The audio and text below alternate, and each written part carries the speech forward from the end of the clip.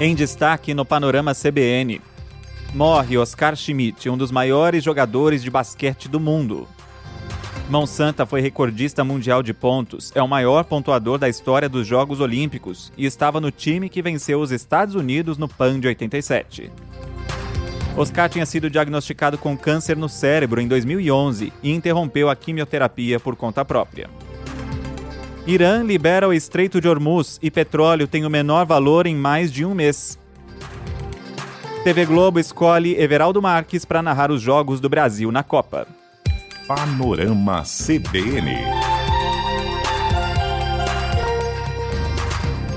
Olá para você que está aqui comigo, eu sou Leandro Gouveia e a partir de agora, em menos de 30 minutos, vou te contar as principais notícias do dia.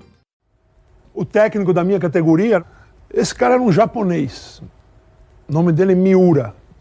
Um dia eu estava arremessando uma bola, ele falou, Oscar, você está vendo a cesta? Eu falei, não tô. Ele falou, bota a bola para cima, Oscar. Aí eu botei a bola para cima e falei, mas assim eu não acerto nenhuma. Ele falou para mim a grande verdade na minha carreira. Mas começa certo que um dia você vai ser um grande cestinha. E virou um grande cestinha, uma notícia que eu não esperava e não queria dar nessa sexta-feira.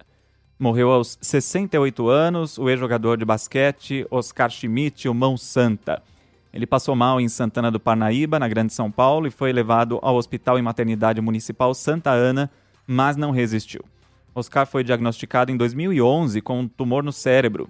Em entrevista ao programa Fantástico, 5 anos depois, Oscar falou, com o bom humor de sempre, como descobriu a doença.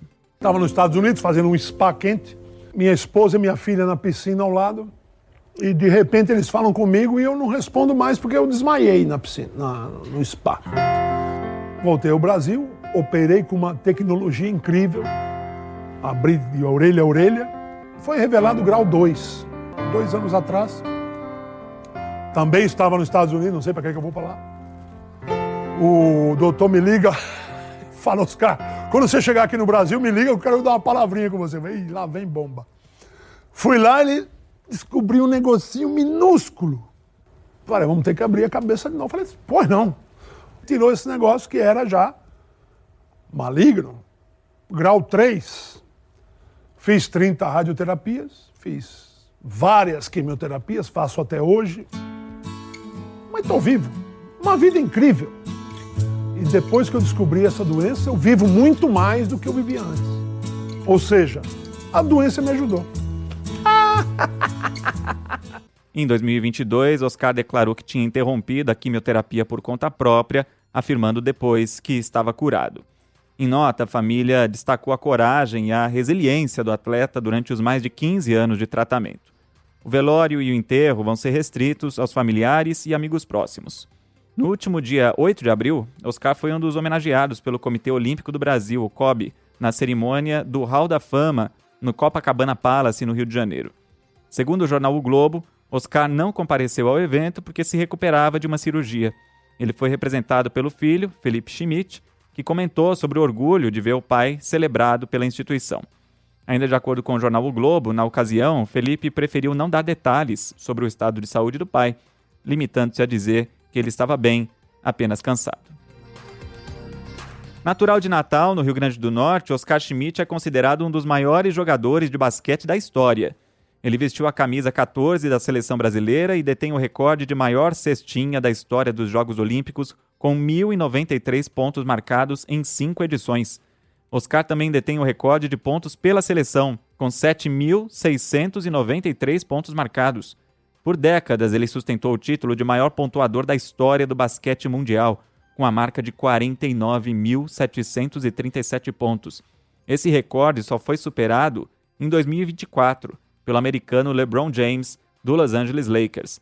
O maior momento da carreira de Oscar com a seleção foi a conquista da medalha de ouro nos Jogos Pan-Americanos de Indianápolis, em 1987, quando o Brasil derrotou os donos da casa em uma virada histórica, o que é visto até hoje como um dos maiores feitos do esporte nacional. Cara, o Pan-Americano de Indianápolis é algo que eu não troco por nada nesse mundo.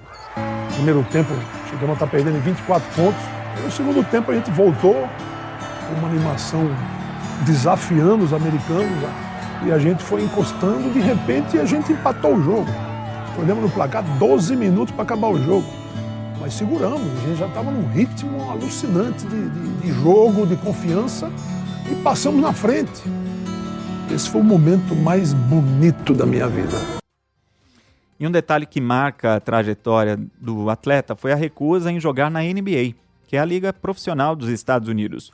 Oscar foi escolhido no recrutamento de novos jogadores, o draft, pelo New Jersey Nets, em 1984. Na época, as regras da Federação Internacional de Basquete proibiam que atletas da Liga Americana defendessem suas seleções nacionais. Aí o Oscar optou por continuar vestindo a camisa do Brasil. E mesmo sem ter jogado nos Estados Unidos, o talento dele foi reconhecido internacionalmente. Ele faz parte do Hall da Fama da Federação Internacional de Basquete, a FIBA, e do Hall da Fama da Liga Americana, a NBA, mesmo sem nunca ter jogado por lá. No Brasil, o Oscar passou por clubes como Palmeiras, Corinthians e Flamengo, onde encerrou a carreira em 2003. O ex-atleta deixa a esposa, Maria Cristina, e 2 filhos. E ele era irmão do apresentador da TV Globo, Tadeu Schmidt, tio do campeão olímpico de vôlei de praia, Bruno Schmidt. Tadeu fez uma publicação dizendo que Oscar é o maior ídolo dele e maior referência, exemplo de dedicação e amor à profissão. Foram muitas homenagens ao longo da tarde desta sexta-feira. O presidente Lula, nas redes sociais, disse que o Mão Santa foi um exemplo de obstinação, talento e de amor à camisa da seleção e que ao longo de décadas uniu o país em torno das quadras com arremessos inesquecíveis e liderança indiscutível. O presidente do Congresso Nacional, o senador Davi Alcolumbre, afirmou que o legado de Oscar ultrapassa as quadras e se eterniza na história do país. A NBA lamentou profundamente a perda e classificou o brasileiro como uma lenda eterna. O Palmeiras lembrou que Oscar estreou no time adulto do clube aos 17 anos, em 1975, e foi protagonista no título brasileiro de 1977. O Flamengo, o último clube da carreira do atleta, destacou a paixão do jogador ao vestir o que chamam de manto sagrado. E a morte de Oscar Schmidt foi noticiada na imprensa internacional. O impacto dele foi destacado pelo jornal americano The Washington Post, que ressaltou como o brasileiro influenciou astros, como Kobe Bryant. O jornal argentino Clarín reforçou que a vitória sobre os Estados Unidos no PAN de 87 foi a primeira derrota da equipe americana jogando em casa naquela competição. A agência de notícias Associated Press chamou Oscar de visionário por ser um arremessador de 3 pontos em uma época, nos anos 80, em que muitos técnicos desaconselhavam esse tipo de jogada.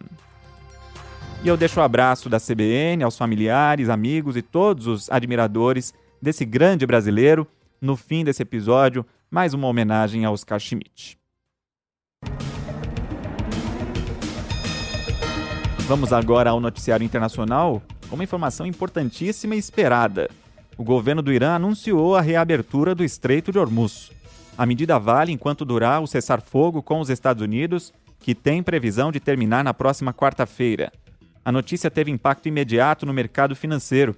O preço do barril do tipo Brent chegou a cair mais de 10%. No momento em que eu gravo o podcast, o barril é negociado a $91, com queda de 8%, menor valor desde 10 de março. Sites de rastreamento mostram que vários navios já voltaram a cruzar a região. O presidente dos Estados Unidos, Donald Trump, disse que o acordo para o fim definitivo da guerra está perto de ser fechado. Ele agradeceu a reabertura da passagem, mas ressaltou que vai manter o bloqueio naval a embarcações iranianas na saída do estreito. E aí essa fala gerou reação imediata. Uma autoridade do Irã ameaçou fechar a via novamente se o bloqueio continuar. Outro ponto de atrito é o programa nuclear. Em entrevista à Reuters, Trump disse que os Estados Unidos devem entrar no Irã para recuperar o estoque de urânio enriquecido. Teherã respondeu que o minério não sai do país. A disputa pelo urânio é o maior entrave diplomático no momento. Foi esse o motivo do fracasso da última rodada de conversas que aconteceu no fim de semana passado em Islamabad, no Paquistão. Donald Trump declarou ainda que proibiu Israel de fazer novos bombardeios contra o Líbano. O sul do território libanês registrou ataques horas depois do início de uma trégua de 10 dias entre Israel e o Hezbollah, que foi anunciada na quinta-feira, você ouviu no último episódio. Mesmo com as violações do acordo, os moradores que fugiram do conflito começaram a voltar para casa. O presidente do Líbano, Youssef Aoun, descreveu a negociação direta com Israel como delicada. Segundo o presidente, o foco agora é garantir que a trégua seja cumprida.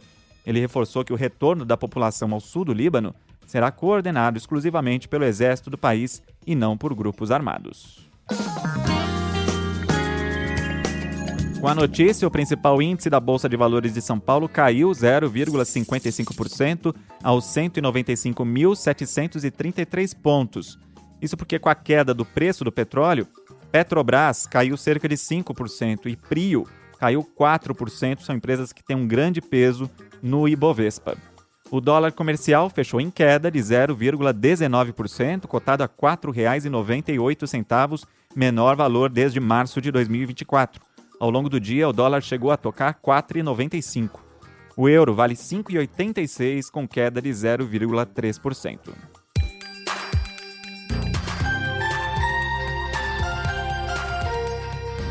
E o número de brasileiros que moram sozinhos dobrou nos últimos 13 anos. Eu tô nessa estatística aí, viu? Dados da PNAD contínua, divulgados pelo IBGE, revelam que o país passou de 7 milhões e 500 mil para mais de 15 milhões e 500 mil lares com um morador. O crescimento foi de 110% desde 2012. Hoje, quase 20% dos lares são ocupados por uma pessoa. O Sudeste concentra a maior parte desses lares, mas Florianópolis é a capital com a maior proporção. 30% das residências tem só um morador. Esse avanço acompanha o envelhecimento da população. Atualmente, os idosos representam 16% dos brasileiros e a população com menos de 30 anos encolheu 10% no período, refletindo a queda na taxa de natalidade do país. Vamos falar da complicada política do Rio de Janeiro? A Assembleia Legislativa tem um novo comando. O deputado Douglas Ruas, do PL, foi eleito e empossado presidente da Alerj. Eleição que ocorreu sem concorrentes, foi marcada pelo boicote da oposição. Ao todo, 44 deputados votaram a favor de Ruas e teve uma abstenção. Só que 25 parlamentares de 9 partidos, como PT, PSD, MDB e PSOL, não participaram da votação. O grupo contesta o processo na Justiça por causa da decisão que manteve o voto aberto. Para a oposição, esse modelo expõe os deputados a intimidações da base do ex-governador Cláudio Castro. Douglas Ruas é aliado do ex-governador Cláudio Castro, também do PL, que renunciou ao cargo recentemente para evitar a cassação por abuso de poder político e econômico nas eleições de 2022. Douglas Ruas já tinha tentado assumir a presidência da Alerj em março, mas aquela votação foi anulada judicialmente. E apesar de ser o primeiro na linha sucessória do Estado, Douglas Ruas não vai assumir o governo do Rio agora. Por uma decisão liminar do ministro Cristiano Zanin, do STF, o comando do Palácio Guanabara continua com o presidente do Tribunal de Justiça, o desembargador Ricardo Couto. Ele deve permanecer no cargo até que o STF decida como vai ser feita a escolha do novo governador para o mandato tampão. E enquanto a corte não decide, o governador em exercício, Ricardo Couto, promove o que ele chama de choque de gestão. O desembargador já exonerou 459 servidores comissionados das secretarias da Casa Civil e de Governo, em apenas 2 dias. O plano é cortar cerca de 40% desses cargos, o que pode chegar a 1.600 demissões, mirando funcionários que não trabalham, os chamados fantasmas. A estimativa é economizar 10 milhões de reais por mês. Além dos cortes, Couto determinou uma auditoria em mais de 6.700 contratos do Estado, que somam 81 bilhões de reais. Será que o Rio de Janeiro entra nos trilhos? E o ministro Gilmar Mendes, do STF, determinou o retorno imediato à prisão de Monique Medeiros, que é ré pelo assassinato do filho Henri Borel, morto em março de 2021. A decisão atende a um pedido da Procuradoria-Geral da República e derruba a soltura concedida pela Justiça do Rio no mês passado. Na ocasião, a juíza Elizabeth Machado Louro entendeu que a manutenção da prisão configurava excesso de prazo, porque o julgamento foi adiado para o dia 25 de maio. E esse adiamento ocorreu depois dos advogados do ex-vereador Dr. Jairinho abandonarem o plenário, o que foi lido como uma manobra da defesa. Para Gilmar Mendes, essa manobra não justifica a liberdade dela.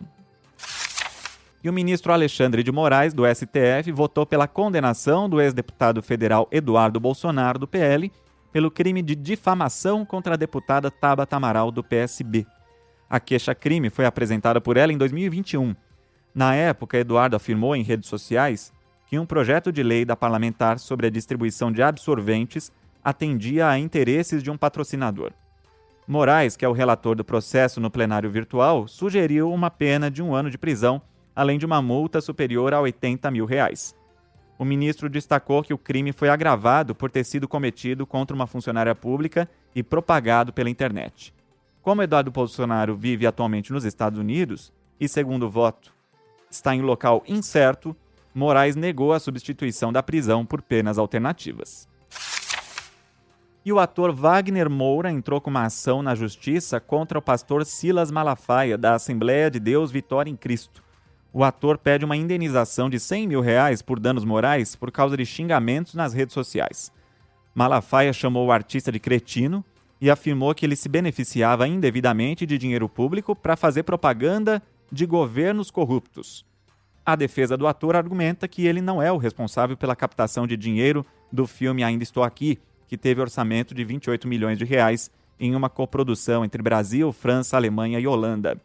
Em resposta ao processo, Silas Malafaia afirmou que Wagner Moura o escolheu como alvo por ele ser um crítico contundente do governo federal.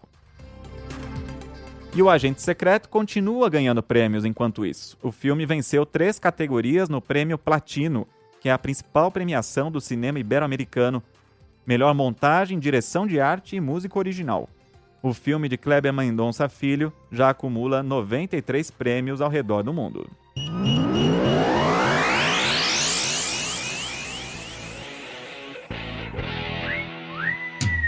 E não deu para o João Fonseca. O tenista brasileiro encerrou a participação no ATP 500 de Munique, na Alemanha, nas quartas de final. Ele perdeu para o americano Ben Shelton, número 6 do ranking mundial. João perdeu por 2-1, parciais de 3-6, 6-3 e 3-6. O jogo durou 1h49 minutos e o resultado marca a 6ª derrota do brasileiro em 7 jogos contra atletas do top 10. A única vitória de Fonseca contra um dos 10 melhores foi no Australian Open de 2025 contra o russo Andrei Rublev. Apesar da queda em quadra, o desempenho garante a subida de Fonseca para a 31ª posição do ranking na próxima semana. E o próximo desafio do brasileiro é o Masters 1000 de Madrid, que começa na quarta-feira, dia 22.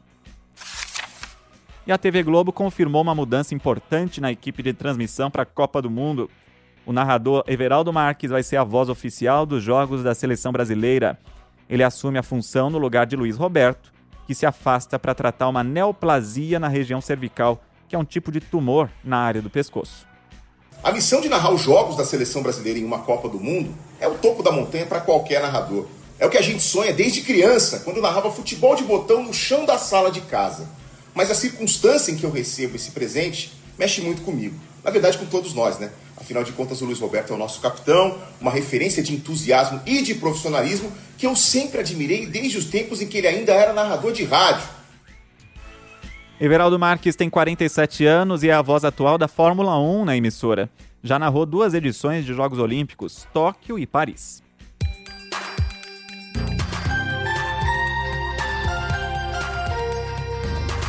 E antes da Rádio Sucupira de todas as sextas e de uma última homenagem aqui do Panorama, convido você a mandar mensagem. Meu e-mail é leandro.gouveia@cbn.com.br. No Instagram é só procurar por Lê Reis Gouveia. Não esquece de escrever seu nome e a cidade de onde está ouvindo o Panorama. Obrigado a todos que se manifestaram na caixinha de comentários do Spotify: Juju, Moranguinho, Vitória Furst, Guilherme, Petra Leite, Margarete, também a Silvia Soares, que ouve o Panorama pelo aplicativo Antena Pod, que eu nem conhecia, apoiando minha fala de ontem sobre as músicas que estão entre as mais ouvidas do Spotify. E aí faço um esclarecimento, aproveitando o comentário do perfil que se identifica como Lira, que disse o seguinte: como todo estilo musical, o funk não se limita apenas a esses artistas em destaque na cena criminal. Então, Lira, eu não falei em momento algum sobre o gênero funk em geral, mas sobre letras que têm características que eu mencionei no último episódio. Vale ouvir de novo. Rodolfo Medeiros, ouço você todos os dias, e a Bianca também. Te ouvir diariamente faz com que eu sinta que te conheça, que você faz parte do meu convívio. Rodolfo, é o poder do áudio que mantém essa proximidade entre a gente, poder do rádio também. Antes de aproveitar o fim de semana, não esquece de deixar o Panorama salvo aí na sua biblioteca do Spotify, hein? Olha só, nessa semana o senador Alessandro Vieira, relator da CPI do crime organizado, pediu o indiciamento de 3 ministros do STF, Gilmar Mendes, Dias Toffoli e Alexandre de Moraes, e do Procurador-Geral da República, Paulo Gonet, mas não pediu o indiciamento de nenhum político, empresário, miliciano ou traficante. É briga de foice entre o Senado e o STF.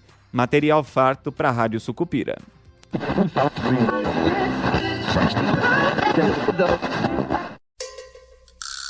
Comissão Especial de Inquérito. Desaforo. Pode tirar o cavalinho da chuva. Desaforo. Todo mundo sabe que eu não tenho medo de nada. Eu não posso me agachar. Se eu me agachar, eles montam em cima. Mas no meu Mato Grosso, as pessoas dizem: não me convide para dançar, porque eu posso aceitar. Não quero dançar com o Gilmar, não. Quero só que ele explique por que ele despachou dando habeas corpus para uma pessoa jurídica num processo que estava arquivado há 3 anos. A situação está terrível. Basta que eu comece, aí não vai parar mais. O diabo é que ninguém começa, né? Fica trocando cara feia e bilhetinho e ameaça e outros considerando e ninguém chega aos finalmente. Pra frente, Sucupira! Eu tenho que digerir esse relatório. Adoro ser desafiado. Me divirto com isso. Seu doutor Coronel Prefeito, o sangue já está começando a molhar o meu miolo. Calma, capitão. E eu vou contar até 10. Agressividade, uma coisa de coronel, de dizer que não tem medo, que vai pra cima, que gosta, que se diverte com a briga. Eu não me divirto com briga, não. Mas não fujo delas, quando eu entendo que elas são corretas. O senhor devia tomar uma providência, a falar com a polícia, pelo menos. Cão que ladra não morde. A ver se eu fico com medo. Como se o Dorico Paraguaçu tivesse medo de assombração. E de assombração, também dizemos no interior, aparece para quem acredita nisso. Então é preciso que a gente esteja atento. Inclusive para dizer para aqueles que têm medo de assombração que eles não existem, que são fantasmas, que não amedrontam, que são fantoches. Eu penso como os porto-riquenhos de Nova York. Eu não creio em bruxaria, espero que las hay. Quando vi o meu nome inserido nessa tal lista de indiciados por parte do senador relator deste caso, eu disse: é curioso, ele se esqueceu dos seus colegas milicianos. O que eu fiz foi apenas uma apreciação livre, corajosa, de fatos notórios. Ou alguém acha normal carona em jatinho para ministro supremo? Ou alguém acha normal o recebimento milionário por parentes de ministro supremo? Mas nós vamos deixar isso sem resposta, esse esculhambamento? Eu tenho que tomar uma atitude. Embora a mente não quiser, só vou ter que tomar. Situação de excrescência de um relatório completamente infundado, sem base jurídica, sem base em verdade factual. Isso, senhor presidente, é abuso de poder. Isso pode levar, inclusive, à inelegibilidade. Em política, os finalmente justificam os não obstantes. Porque muitas vezes a vitória de uma causa nobre depende de muita sujeira que se faz no caminho. Ele fez um relatório do crime organizado, que o crime organizado queria. E simplesmente não citou Vorcaro, Zetel, nenhum criminoso. Foram vocês? Não fomos nós, não, seu coronel. Eu juro. Então quem foi? Ora, seu feio, tanta ingenuidade. É só fazer a pergunta: a quem interessa o crime? A oposição. Essa edição aí podia ter 2 horas com a quantidade de áudio sucupirense que saiu de Brasília essa semana, hein? As falas da novela O Bem Amado foram cedidas pelo acervo da TV Globo, o texto é de Dias Gomes e a interpretação do prefeito Odorico Paraguaçu é de Paulo Gracindo, edição de Edmilson Fernandes e Cláudio Antônio. Eu encerro essa edição com uma homenagem. O ouvinte Jandir de Oliveira, que também é fã da Rádio Sucupira, me mandou uma mensagem no Instagram, dizendo assim: hoje, que foi ontem, na verdade, completa 1 ano da morte da minha avó. Gostaria de sugerir a música Poema para o encerramento do Panorama da Sexta. E aí eu peço licença, Jandir, para estender essa homenagem, então, ao nosso querido Oscar Schmidt.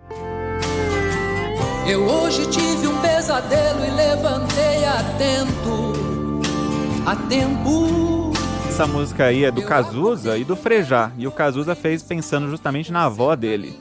E aí a gente ouve na voz do Ney Matogrosso. Um abraço pra você, Jandir. O passado me traz uma lembrança do tempo que eu era criança. Essa edição do Panorama vai ficando por aqui. A produção e o roteiro foram feitos por mim, Leandro Gouveia, e a edição e a sonorização por Anderson Wendel, o Tico. Para você continuar sabendo das notícias durante o fim de semana, acompanhe as atualizações no podcast do Jornal da CBN aí no seu aplicativo de áudio.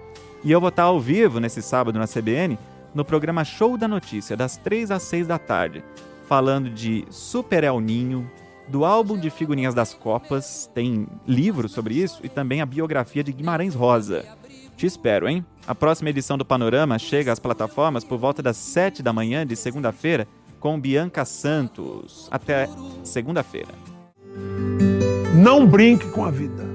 Viva ela intensamente naquilo que você puder. Se você tem 10, viva 10. Se você tem 20, viva 20. Se você tiver muito, viva muito.